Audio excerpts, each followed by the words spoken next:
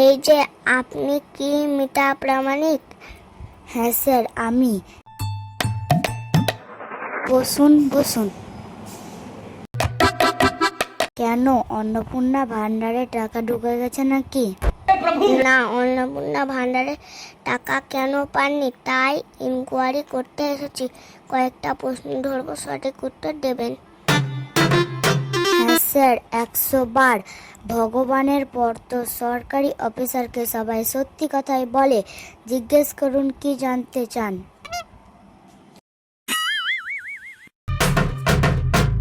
আপনার পরিবারে কেউ সরকারি চাকরি করে? হ্যাঁ স্যার, আমার দাদা বিডিও অফিসের ওখানে ডাব বিক্রি করে। ওইটার কথা বলেছেন নাকি? এটা চাকরি নয়, মাসে মাসে সরকার বেতন দেয় এরকম। না না, কেউ নেই। সরকার যা দেবার ওই ভোটের সময় দেয়, মাসে মাসে দেয় না তো। আপনার বাড়িতে কোনো 4 চাকা গাড়ি আছে? আছে স্যার, আছে। বোলার একটি 4 চাকা গাড়ি আছে।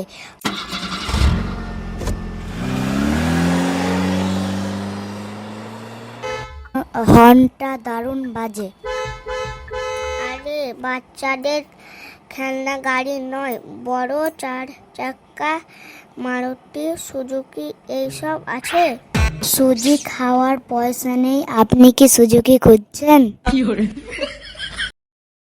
আচ্ছা শুনুন, পরের প্রশ্ন।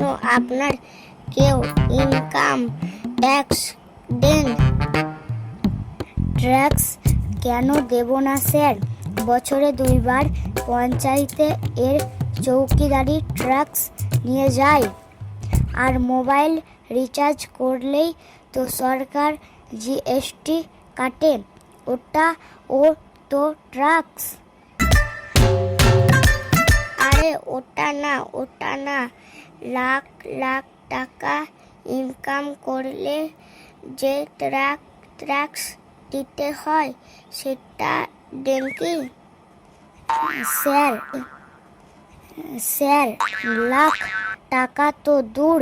আমাদের ব্যাংকের বই দেখে ব্যাংকের ম্যানেজার মাঝে মাঝে 10-12 টাকা দান করে দেন। শেষ প্রশ্ন, আপনার আধার কার্ডের সাথে ব্যাংক অ্যাকাউন্ট লিংক আছে আর ডিবিটি চালু আছে তো? ওরে বাপরে স্যার, ওখানেই তো ভূত। ফর্ম জমা দেওয়ার সময় আঙুলের ছাপ মিলেছিল, এখন মিলছে না। মেশিন কি আর গরিবের দুঃখ বোঝে? এই তো আসল রোগ ধরা পড়েছে।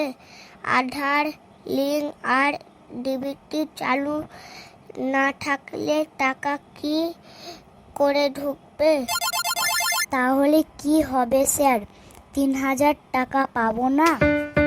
অবশ্যই পাবেন। কে যান, আধার লিংক আর ডিবিটি চালু করান।